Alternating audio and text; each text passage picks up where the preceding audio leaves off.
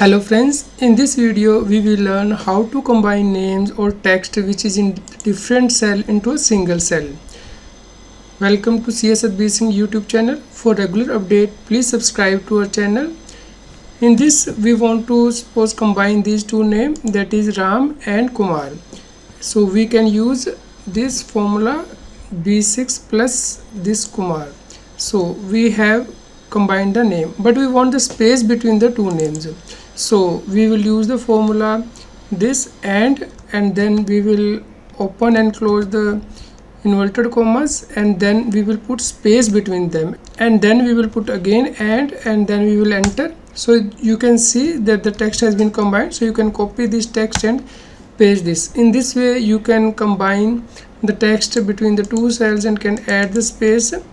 So this is an easy formula. If you have any question, you can comment below this video. Hope this is useful for you. If this formula is of any help to you, please comment below this video. We will publish more videos on Excel. Please subscribe to our channel.